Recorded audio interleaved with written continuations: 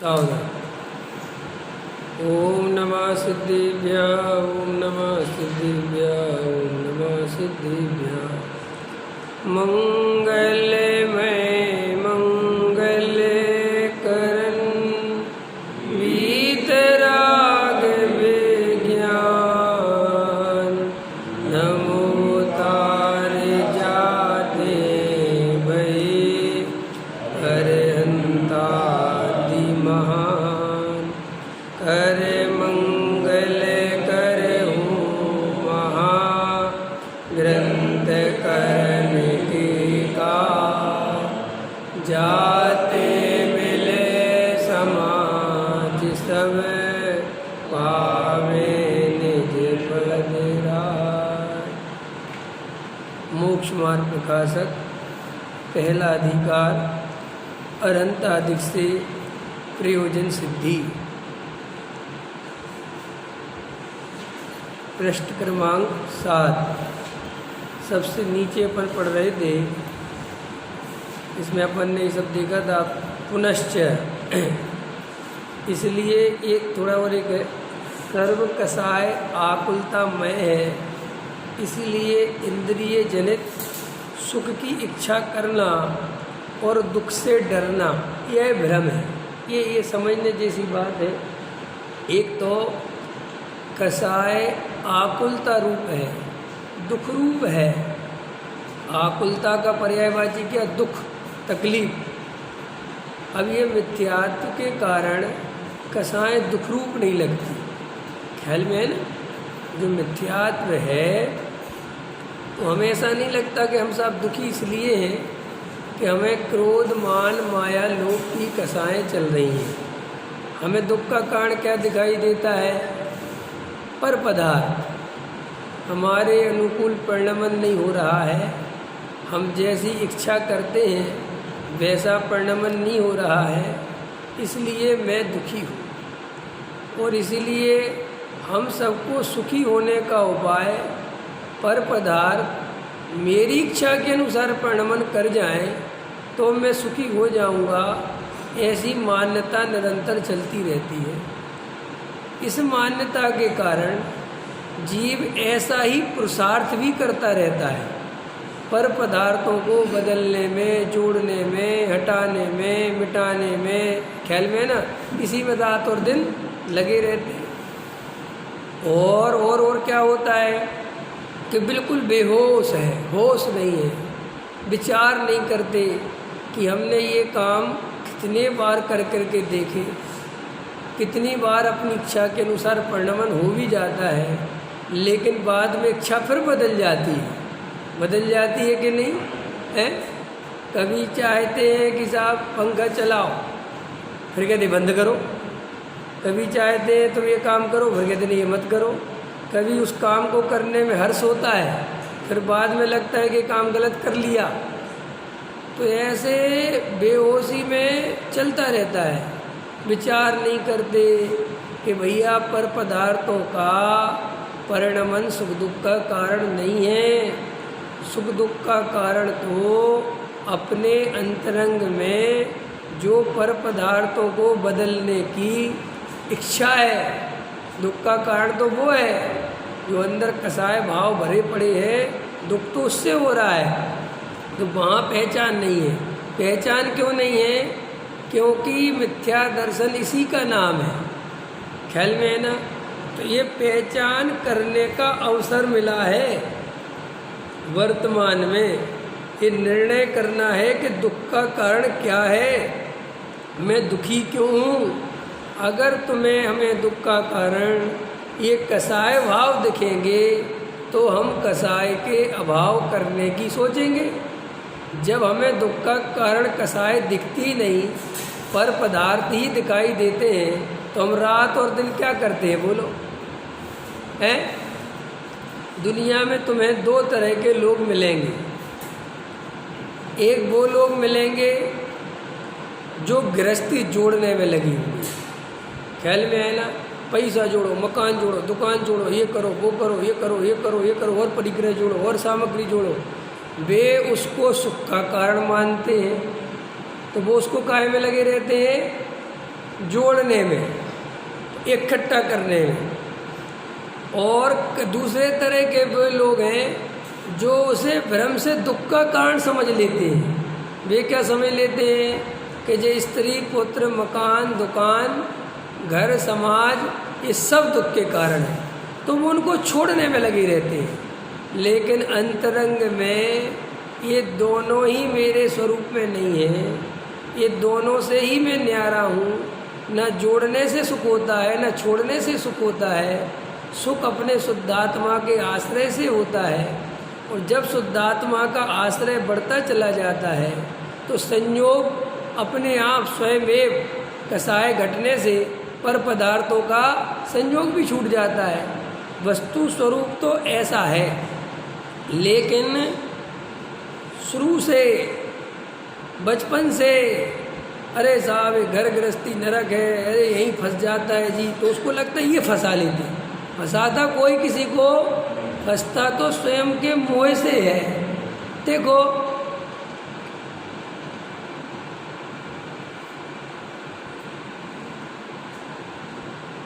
कसायों के निमित्त से भागोगे तो कसाय मिट जाएगी, ऐसी मान्यता मिथ्यात्व है। ख्याल में है ना क्या कहा मैंने? जो कसाय में निमित्त दिखाई देते हैं, तो हम निमित्तों को छोड़ के भाग गए, हिमालय की गुफा में चले गए, तो क्या कसाय मिट जाएगी? हैं? और ऐसा बहुत लोग प्रयास करते हैं। क्या कह रहे हैं? ऐसा बहुत लोग प्रयास करते हैं कसाय को मिटाने का, लेकिन कसाय मिटती नहीं। क्यों नहीं मिटती? देखो भाई जैन साहब, प्रश्न है आपको क्रोध कब आता है? आपको क्रोध कब आता है? क्रोध जब आप घर में दिन भर अकेले हो, कोई आपसे मिला नहीं, किसी से आपकी कोई बात नहीं हुई, तो आपको क्रोध आता है। अरविंद जी क्रोध कब आता है? क्रोध कब आता है? मुकेश जी? हाँ, तो ये अनुरूप कब नहीं होगा? जब तुम किसी के संसर्ग में रहोगे, हैं? संसर्ग में जाओगे, मंदिर में आओगे, दुकान पे जाओगे, व्यापार में जाओगे, नौकरी पेशे पे जाओगे, तब वहाँ प्रसंग बनेंगे क्रोध के। तुम घर में बैठे रहोगे, बाहर निकलोगे ही नहीं और कहोगे कि मुझे तो क्रोध आता ही नहीं, तो ऐसे क्रोध कसाय की परीक्षा नहीं होगी। ऐसे ही मान कसाय, घर में बैठे रहोगे, समाज के बीच में जाओगे नहीं, किसी से मिलोगे नहीं, कुछ करोगे नहीं, तो तुम्हें पता कैसे चलेगा कि मेरे अंदर अहंकार कितना भरा पड़ा हुआ है? ऐसे थोड़ी पता चलेगा। अभी देखो आप लोगों के अंदर मान कसाय दिखाई दे रही क्या? नहीं दिखाई दे रही। लेकिन अभी मैं यहाँ एक स्पेशल नाम लूँ और उसको बुला के माला पहना दूँ, ख्याल में है ना, तब तुम्हें अपने अंदर के कसाय पता चलेगी कि भवक जाओगे। समझ गए ना? अंदर फिर बेचैनी होगी। जब कोई 10 लाख रुपए की बोली ले ले और हम नहीं ले पाते, तो फिर अंदर भवकते हैं। तब पता चलता है कि कसाय के प्रसंग में कसाय ना हो तब तो बात है। एक कसाय का कोई है ही नहीं हिसाब किताब। ख्याल में आया कि नहीं आया? अरविंद जी, गरीब आदमी झोपड़पट्टी में रहने वाला करोड़ रुपए का घर लेने की सोचता है। रमेश जी सोचता है? सोचता है। क्यों नहीं सोचता? उसके अंदर कसाय नहीं है। उसको एक दिन 50 साल का हो गया वो आदमी, राकेश जी, राजेश जी, कितने साल का हो गया? 50 साल का, लेकिन वो करोड़ रुपए के घर लेने की, तो उसके अंदर कसाय नहीं है। उसके अंदर कसाय है कि नहीं? अच्छा सही बताओ, किसको दिखाई देती है? वो तो ना बेचारा कभी कहता है, दिनेश जी बोलता है कि भैया 1 करोड़ का घर चाहिए, कभी देखा तुमने? कभी कहता है 2 करोड़ वाले 2000 वाली शर्ट चाहिए है? चाहिए? नहीं चाहिए ना? तो उसके अंदर कसाय है कि नहीं? है कि नहीं? है, वहाँ तो तुम्हें समझ में आता है, लेकिन अपनी समझ में नहीं आती। हमारी सबसे बड़ी प्रॉब्लम यही है, हमें पूरी दुनिया समझ में आती है लेकिन मैं समझ में नहीं आता। हमें दूसरों के भाव समझ में आते हैं, दूसरे की क्रिया समझ में आती है, दूसरे का अभिप्राय समझ में, सब कुछ समझ में आता है, लेकिन खुद का ना अभिप्राय समझ में आता है, खुद के ना परिणाम समझ में आते हैं, ना खुद की क्रिया समझ में आती है। क्यों? ऐसा क्यों? क्योंकि ये जीव अपने बारे में विचार नहीं करता, सारी दुनिया के बारे में विचार करने में लगा हुआ है। तथा कथित में धार्मिक लोग ऐसे दिखाई देंगे, वे दूसरों का सम्यक दर्शन चेक करते रहते हैं। वे अपना नहीं देखते कि हमारी खुद की हालत क्या है, वे दूसरों की क्रियाएं चेक करते फिरेंगे।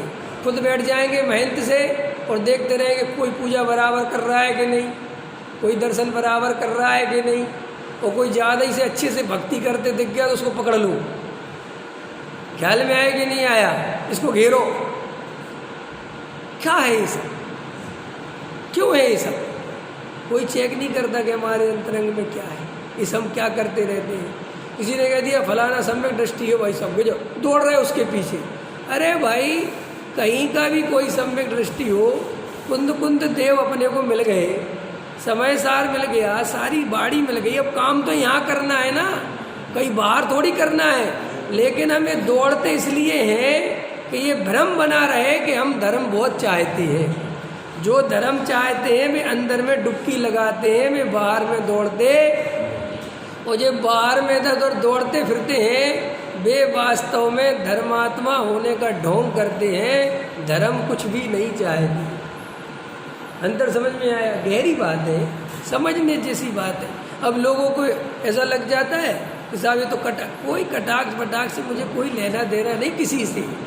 मेरे प्योर अभिप्राय में एक ही बात है कि ये सत्य मिला है, समझ सको तो समझो, न ये जीवन पंथ संप्रदाय के पोषण में चला जाएगा, अहंकार के पोषण में चला जाएगा, मैं बड़ा बाजार छोटा इसमें चला जाएगा, पता नहीं चलेगा। देव शास्त्रों के समीप बैठ के भी समझ नहीं पाओगे वीतराग भाव। इसलिए देखो क्या कह रहे टोडरमल जी कि ये जीव भ्रम से सब भ्रम पालता है, पर पदार्थों में इष्ट अनिष्ट की कल्पना करता है, अनिष्ट की कल्पना करी तो उन्हें छोड़ना चाहता है। स्त्री पुत्र मकान दुकान अनिष्ट है कि इष्ट है? बोलो कौन बताएगा? हाँ, इसलिए उनको इष्ट अनिष्ट मानना, इष्ट मानना भी मिथ्यात्व है और अनिष्ट मानना भी मिथ्यात्व है। वे पर पदार्थ हैं। फिर प्रश्न करो, सम्यक दृष्टि स्त्री पुत्र मकान दुकान छोड़ के मुनि क्यों बन जाता है? प्रश्न करना चाहिए ना। तो वो उन्हें अनिष्ट मान के नहीं जाता, उन्हें अनिष्ट मान के नहीं जाता, वो द्वेष करके नहीं जाता कि इनके कारण में फंसा हुआ हूँ, ऐसा नहीं है। वो तो अंतरंग में जब स्वरूप की लीनता बढ़ती है तो स्वयं में भी घर गृहस्थी में रहने का राग नहीं आता। पंच इंद्री के विषय भोगों के राग स्वयं में उड़ जाते हैं और वो जीव छोड़ के चला जाता है। तो देखने में आता है कि छोड़ के चला गया, जबकि है ऐसा कि अंदर का माल मिल गया तो बाहर का स्वयं छूट गया, है ऐसा। और देखने में आएगा कैसा? प्रॉब्लम यही है, ये भी एक प्रॉब्लम है। अंदर का कुछ दिखता नहीं, बाहर से जीव का कोई संबंध है नहीं, और दिखता क्या है? अरविंद जी, मिठाई का डिब्बा मिला शादी में, डिब्बा दिखता है, मिठाई दिखती नहीं। और मिठाई देखोगे कहाँ आके? घर। पक्का है कि नहीं? वो तो कोई उपाय है नहीं, वहाँ तो खोल के देख नहीं सकते सबके सामने। अब उसने डिब्बा दे दिया इतना बड़ा, ख्याल में है कि नहीं? और मिठाई रख दे इतनी सी, तो अभी तो कुछ नहीं कर सकते क्योंकि अंदर तो कुछ, लेकिन दूर से क्या दिखेगा? कितना बड़ा डिब्बा दे रहा है। आजकल तो लोग डिब्बे पे ज़्यादा खर्च करते हैं, मिठाई भले ही कम दे, क्योंकि दुनिया दिखावटी हो गई है, इतनी दिखावटी दुनिया। ख्याल में दिखना चाहिए, शान और शौकत दिखना चाहिए। ऐसे ही धर्म में हो गया, धर्म दिखना चाहिए कि धर्म हो रहा है। अंतरंग में क्या स्थिति है वो कोई देखने को, बताने को, समझाने को तैयार नहीं है। और जो समझाने को तैयार हो जाए, ख्याल में आए कि नहीं आया, तो लोग समझने को तैयार नहीं है। क्यों? उनको लगता है जी अपनी पोल पट्टी खोलने में लगा हुआ है, इतना बढ़िया हमें लोग धार्मिक समझते हैं और ये हमें धार्मिक न रहने देगा। ख्याल में आया कि नहीं, समझ में आया? तो देखो भाई, किसी दूसरे को नहीं देखो, अपने को देखो। तुम्हारे अंदर अगर वीतराग भाव है तो तुम्हें डरने की क्या जरूरत, कोई कुछ भी कहे। तुम्हारी पुण्य में उपादेय बुद्धि नहीं है और पुण्य की कितनी प्रशंसा की जाए तो घबराने की क्या बात है। और पुण्य में अगर उपादेय बुद्धि है तो पुण्य की कितनी ही निंदा की जाए तो भी क्या काम की। अंतर समझ में आए कि नहीं आए? सम्यक दृष्टि जीव बैठा है और सम्यक दृष्टि के सामने कोई पुण्य की बहुत प्रशंसा कर रहा है तो सम्यक दृष्टि कुछ होता थोड़ी। हाँ ठीक है, क्यों? क्योंकि वो उससे प्रभावित होता ही नहीं। उसे ना पुण्य की प्रशंसा में रस है और ना पुण्य की निंदा में रस है। क्यों? क्योंकि आश्रव मेरे स्वरूप में है ही नहीं। इसकी निंदा प्रशंसा से मैं क्यों परेशान हूँ? ख्याल में आए कि नहीं आया? समझ में आए कि नहीं आया? तो अपने को चेक करो कि भाई कसाय के प्रसंग से भाग जाना और अपने को धर्मात्मा समझ लेना, ये गलती तो नहीं हो रही है। मज़ेदारी तो तब है कि जब कसाय का प्रसंग हो, नहीं समझ में आया, वो कसाय ना हो।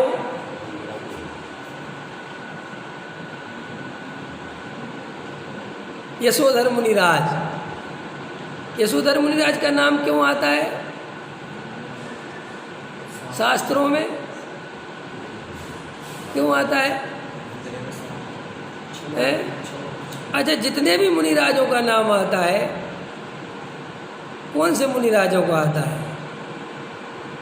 जिनके साथ कोई ना कोई उपसर्ग हुआ, कोई ना कोई घटना घटी। ऐसे नॉर्मल वालों का तो आता ही नहीं। ख्याल में है कि नहीं है? तो ये यशोधर मुनिराज का नाम क्यों आ रहा है?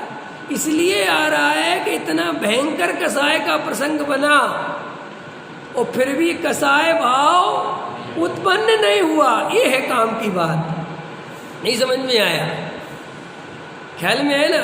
इसलिए पहले ये निर्णय करो कि पर पदार्थों से भागना नहीं है, पर पदार्थों में जागना है। क्या कहा? कहीं किसी चीज से भागना नहीं है, जागना है। क्या जागना है? क्या देखना है? ये देखना है कि ये मेरे से भिन्न पदार्थ हैं, ये मेरा स्वरूप नहीं है, ये मेरी सत्ता में प्रवेश नहीं पाते। मैं तो चैतन्य तत्व हूँ। जहाँ राग देश का ही प्रवेश नहीं है, वहाँ ये जड़ पदार्थों का, पुद्गल द्रव्यों का, स्त्री पुत्र कुटुंब परिवार का प्रवेश कैसे हो सकता है? ऐसा निर्णय करना, ऐसा निर्णय करके ऐसा अनुभव करना, इससे धर्म प्रारंभ होता है। इससे सम्यक दर्शन की प्राप्ति होती है और कोई उपाय नहीं है। समझ में आया? एक साधु महाराज से कहा कि महाराज ये पैसे, बोले हम पैसे को हाथ नहीं लगाते, हटाओ हटाओ, पैसे मत दिखाओ। इसका मतलब क्या है कि तुमने अभी पैसे को जड़ देखा ही नहीं। इतने क्यों घबरा गए? इतने क्यों डर गए? क्यों घबरा गए? वो कहानी सुनी है तुमने? हम कहानियाँ बहुत अच्छी अच्छी सुनाते हैं।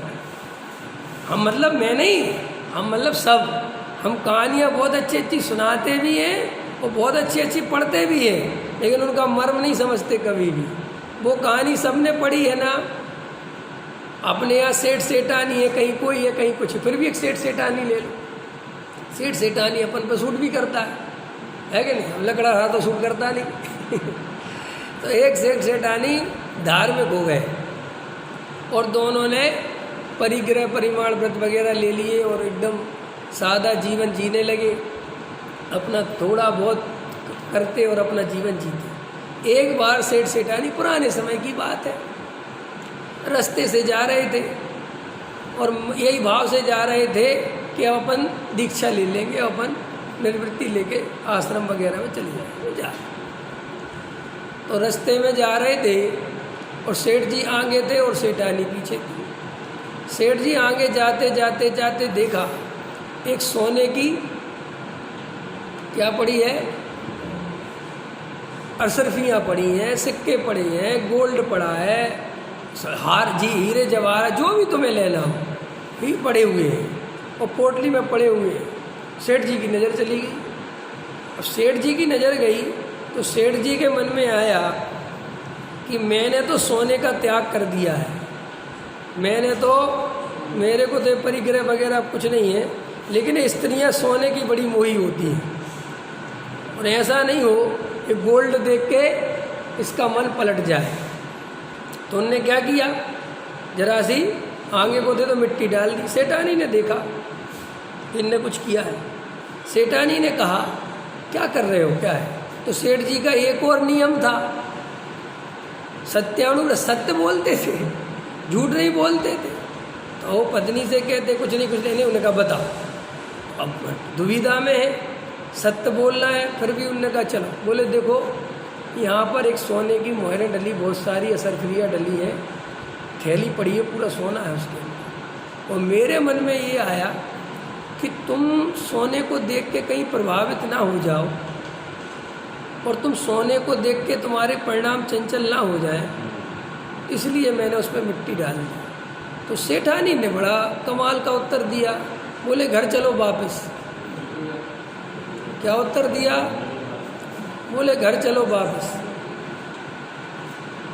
बोले तुम मेरे से कह रहे हो कि सोने को देख के मेरा मन, तो इसका मतलब अभी तो तुमने कुछ समझे ही नहीं कि तुम्हें सोना दिख गया, दिखनी चाहिए थी मिट्टी। इसका मतलब अभी तुम सोने के त्यागी, घर चलो। मिट्टी पे मिट्टी डाल रहे हो और कह रहे हो कि सोने पे मिट्टी डाल रहा हूं। अब बोलो धर्मात्मा कौन है? अगर ये कहानी का तुम्हें ये उत्तर ना बताया जाए तो तुम्हें सेठ जी कितना धार्मिक आदमी लगेगा। तुम्हें लगेगा वाह धन्य सेठ जी, खुद भी धर्म करते हैं और अपनी पत्नी का भी धर्म की चिंता करते हैं। लगेगा कि नहीं लगेगा? लेकिन भाई ये सब है पुद्गल के खेल, इनसे नहीं हमारो मेल। ये बात कहाँ समझ में आई? वो सोना और मिट्टी पुद्गल कहाँ दिखे? सोना कीमती है और मिट्टी बेकार है, ये मान्यता तो अभी पड़ी हुई है।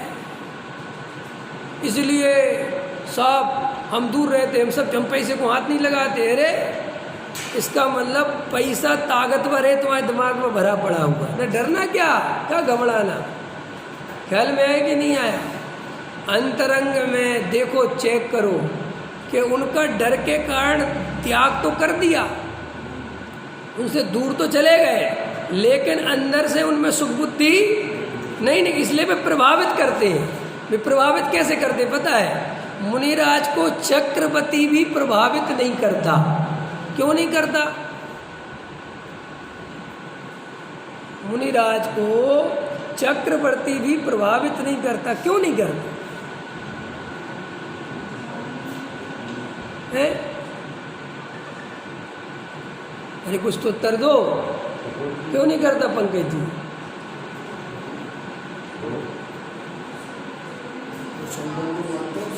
है?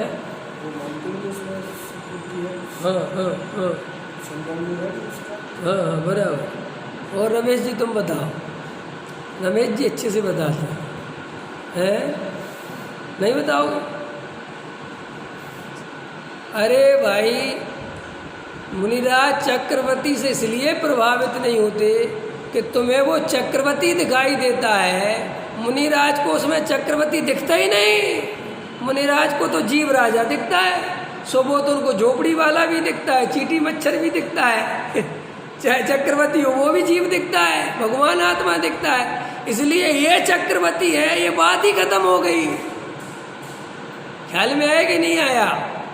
उनको वो जड़ वैभव वैभव ही नहीं दिखता, वो तो सब पुद्गल दिखता है। वो ऐसा थोड़ी मानते कि इसके पास वैभव बहुत है लेकिन मैंने वैभव का त्याग कर दिया। ये चक्रवर्ती है बहुत पैसे वाला लेकिन मैंने पैसे का त्याग कर दिया। ये तो मूर्खचंद की कहानी है। असली ज्ञानी के पास ऐसी भाषा नहीं है। असली ज्ञानी कहेगा, कोई कहेगा महाराज चक्रवर्ती, अच्छा ठीक, उनको जीव दिखेगा। क्यों? कि वे चक्रवर्ती आदि को सबको ही जड़ पुद्गल देख चुके हैं। उन्हें तो अपने चैतन्य में श्रद्धा जगी है, चैतन्य में अपनापन है, और सभी जीवों में चैतन्य ही दिखता है। उनको न शरीर दिखता है, न उसके संयोग दिखते हैं, न उसका वैभव दिखता है। उन्हें उससे क्या लेना देना। इसलिए मुनिराज निश्चल, सहज, स्वाभाविक बात करते हैं। वे चक्रवर्ती देख के उसको, उनको कुछ 1% विकल्प नहीं है।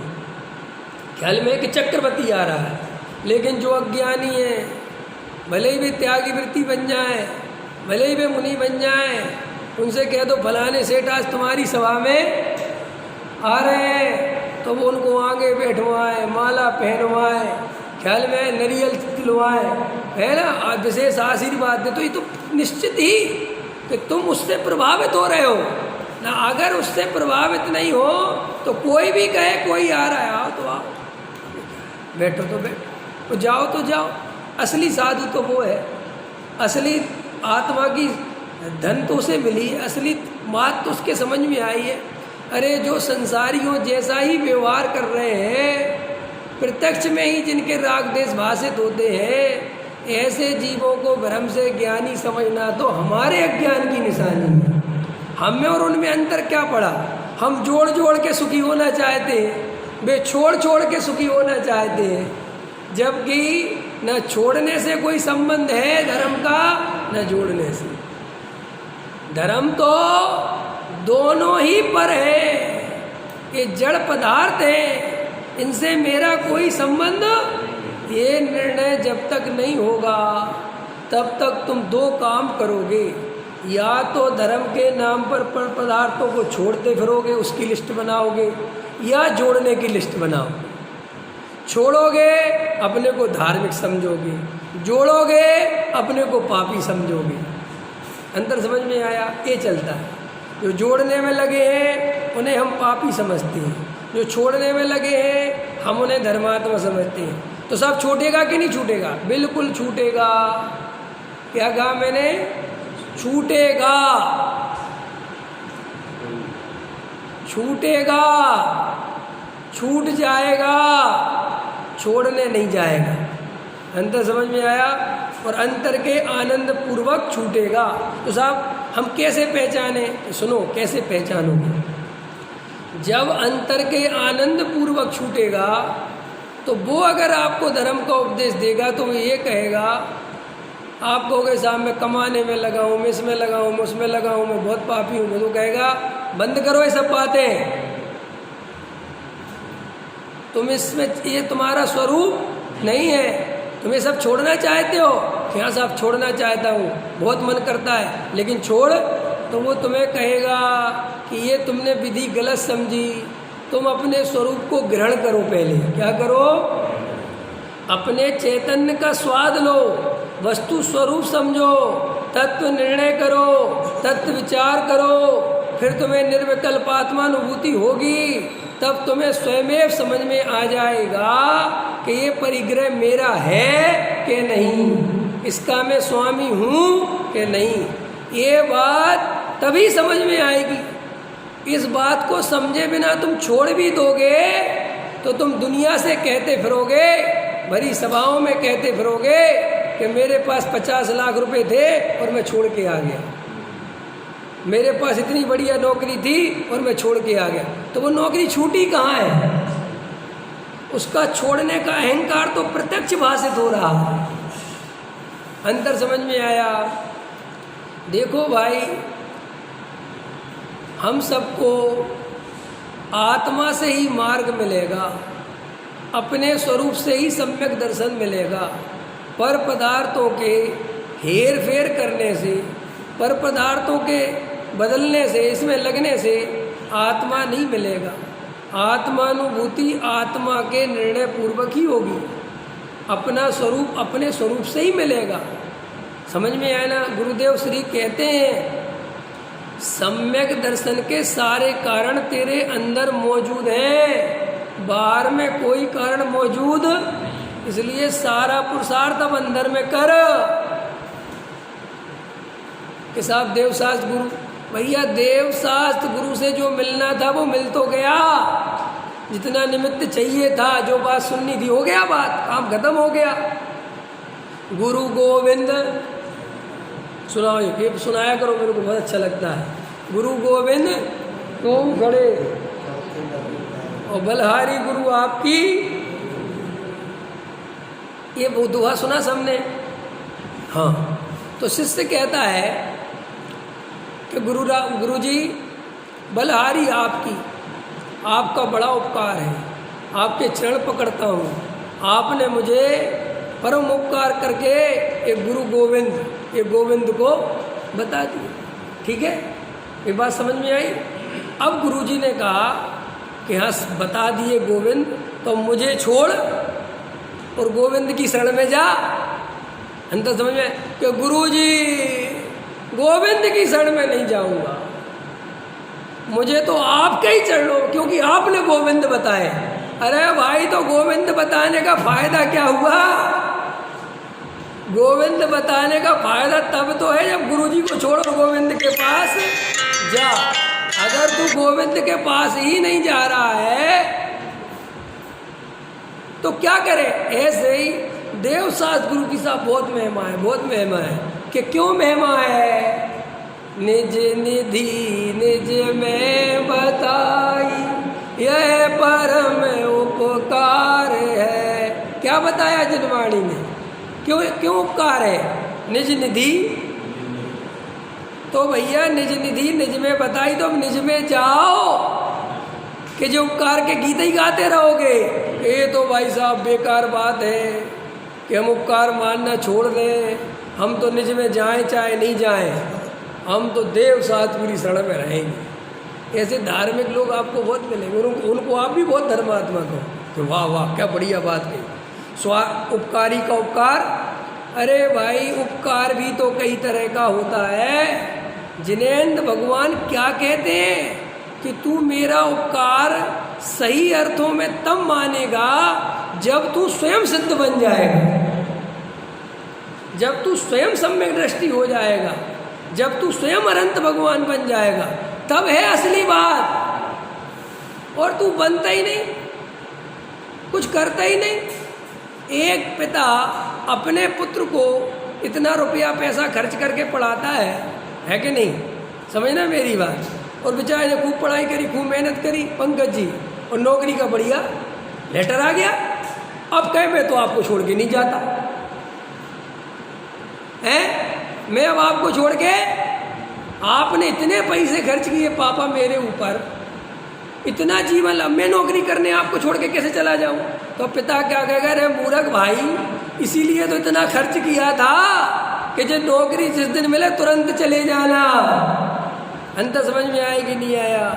ऐसे ही जिनेंद्र भगवान कहते हैं कि तू मेरी पूजा भक्ति स्वाध्याय तो जो कुछ कर रहा है इसलिए तो हो रहा है कि तू अपने स्वरूप में चला जा। और तू अगर अपने स्वरूप में इसलिए नहीं जाता है कि इनको कैसे छोड़ दूं, तो तू मेरी बात समझा नहीं। इसलिए एकांत में बैठ के शांति से तत्व विचार किया करो, तब काम होगा, तब बात बनेगी, तब समझ में आएगा। न समझ में नहीं आएगा भैया। देखो मेरा पूरे स्वाध्याय में इसी बात पे जोर रहेगा कि अपना तत्व विचार करो, एकांत में बैठ के तत्व विचार करो, बहुत करो, करना ही पड़ेगा। क्योंकि निमित्त दिखाई देगा, उपादान दिखाई नहीं देगा, सब बाहर की चीज़ें दिखाई देंगी, अंतरंग दिखाई देगा नहीं, इसलिए अंतरंग देखना पड़ेगा। देखो आप रोज पूजा करोगे, रोज़ पूजा करोगे आप, करते हैं अपन, तो पूजा में रोज़ करते करते क्या होता है सही बताओ? ये होता है कि वे पूजाएं याद हो जाती हैं। हो जाती है नहीं होती? क्योंकि जो रोज़ आप पाठ करोगे तो स्वयं आप याद करना नहीं भी चाहोगे राजेश जी, तो भी याद हो जाएगा कि नहीं हो जाएगा। अब देखो हमारे जैन साहब वगैरह ये सब, अब इनको पुस्तक की जरूरत नहीं पड़ेगी, बिना पाठ से पढ़वा लो, सब अपने आप याद हो। जबकि इनने याद तो नहीं करा, अकेले में बैठ के कोई तो नहीं किया। तो ये कोई भी चीज़ अपन दोहराते रहो, कंटिन्यू बोलते रहो तो वो याद हो जाती है। और हम इसे समझ लेते हैं कि बहुत बड़ी उपलब्धि है। ये कोई उपलब्धि नहीं है, ये कोई धर्म का अंग नहीं है, इससे कोई आप सम्यक दृष्टि हो जाओगे, ये नहीं है। क्यों कि इसमें तो एक और प्रॉब्लम होती है, इससे एक खतरा और पैदा हो जाता है कि जब आप रोज पढ़ते हो और वो याद हो जाता है, तब आपको असावधान होने का अवसर और बढ़ जाता है। ख्याल में आया कि नहीं आया? असावधान होने का अवसर क्यों बढ़ जाता है? कि अब सब याद ही है, तो सब याद है तो वो इतना खतरनाक याद होता है कि अंदर दुकान और बाहर जयमाला, अंदर घर और बाहर अर्घ, और कहीं कोई प्रॉब्लम नहीं होगी। Don't disturb. आप कहोगे विवेक जी ये कैसे कह रहे? बहुत अनुभव है मुझे, ख्याल में आया कि नहीं आया? बहुत, मैंने बहुत मूर्ख बनाया लोगों को, खूब। ख्याल में आया कि नहीं आया? खूब बनाया। कैसे बनाया? क्योंकि मैं 4-5-6 क्लास का होऊंगा, 4-5-6 क्लास से पढ़ता हूँगा, तब मैं पूजा करने सब में जाता था। और बचपन की तो चीज़ें और भयंकर याद होती हैं, सब याद। ख्याल में आया कि नहीं आया? और मंदिर में एकदम जिनवाणी नहीं उठाना, और ऐसे पढ़ पढ़ के खटखट तेज बोलना, जल्दी जल्दी बोलना, बिना देखे बोलना, तो सारे प्रशंसा करते थे, जी लड़के को तो कितना होशियार।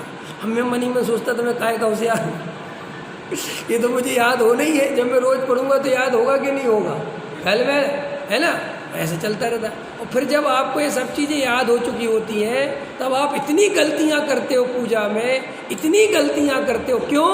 क्योंकि वो ऐसा धारा प्रवाह आपका बोलना चलता है कि आपको खुद ही नहीं पता चलता कि मैं होश में हूँ कि बेहोश हूँ। इसीलिए मैं हमेशा कहता हूँ, सबसे कहता हूँ, पूजा बदल बदल के किया करो, रोज़ बदला करो, और जो याद नहीं हो वो किया करो।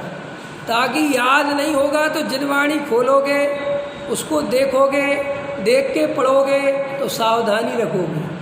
ख्याल में ना? कोई भी ये प्रतिक्रमण पढ़ो, आप आलोचना पाठ पढ़ो, याद हो गए, ये बहुत याद होने के कारण बस फिर होश नहीं रहता। इसीलिए किसी चीज़ को रटते रहना, पढ़ते रहना और उसे धार्मिक कृत्य समझना, ये कोई समझदारी नहीं है। अंतरंग में मैं कुछ भी नहीं पढ़ रहा, कुछ भी नहीं बोल रहा, और अंतरंग में शांति से अपने ज्ञायक भाव को निहार रहा हूँ।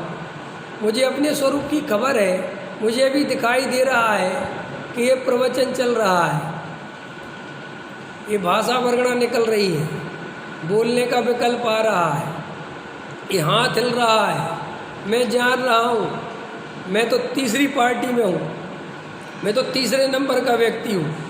ना मैं ये शरीर हूँ, ना मैं ये वाणी हूँ, ये तो सब शरीर के कृत्य हैं। और जो अंदर बोलने का विकल्प चल रहा है वो भी मैं नहीं हूँ, वो भी बदलता जा रहा है। मैं सब दशा को जान रहा हूँ, इतने सारे लोग बैठ के सुन रहे हैं, इसको मैं जान रहा हूँ। ये मैं तुमसे कुछ नहीं बोल रहा, ये जो होश पूर्वक चल रहा है, इससे धर्म बनता है, इससे काम होगा। चाहे आप रसोई बना रहे हो, आप व्यापार में हो, आपको अंतरंग ज्ञायक भाव बिल्कुल दिख रहा है, निर्णय हो रहा है, अलग दिखाई दे रहा है। कल एक प्रश्न पूछा था कि साहब ये बात तो ठीक है, लेकिन करने के, काम करने के, व्यापार करने के, भोजन परिणाम तो आएंगे कि नहीं आएंगे? हाँ तो आएंगे ना परिणाम, उन परिणामों से सब हो, हाँ दिखेगा ना। तो मैं उन परिणामों का भी ज्ञाता हूँ। तुम ये क्यों सोच लेते हो कि अगर मैं अपने को ज्ञाता देखूंगा तो फिर मुझे परिणाम कुछ भी नहीं आने चाहिए। ये भी दिनेश जी बहुत बड़ा कन्फ्यूजन है, इसमें भी बहुत गलती लोगों के अंदर। वे ज्ञाता का अर्थ नहीं समझते, वे ऐसा समझते हैं कि ज्ञाता माने ज्ञाता, फिर नो परिणाम, नो क्रिया, no reaction, no action, only ज्ञाता। ऐसा नहीं है। ये कौन सी भूमिका में चले गए तुम? ये कौन सा ज्ञाता समझ लिया तुमने? ये तो तुम केवल ही भगवान वाला ज्ञाता लेके आ गए। अरे भाई, यहाँ श्रद्धा वाले ज्ञाता की बात है। कौन से वाले ज्ञाता की बात है? इसको कल खोलेंगे, कल प्रश्न उठा लेना। ये मैं भूल जाऊं तो भी उठा लेना। ये ज्ञाता वाले भाव को कल बताऊंगा मैं, कि ज्ञाता का अर्थ नहीं समझते हम कभी, इसलिए हम ज्ञायक होने से डरते हैं। क्योंकि हमें ऐसा लगता है हम ज्ञायक कैसे रह पाएंगे? अगर हम ज्ञायक रहेंगे तो रोटी कौन बनाएगा? अगर हम ज्ञायक रहेंगे तो व्यापार कौन करेगा? अरे भाई, व्यापार करना, रोटी बनाना, और उसके लिए जो परिणाम चाहिए, ख्याल में ना, इसकी चर्चा कल करेंगे। अभी 600 सहजानंद।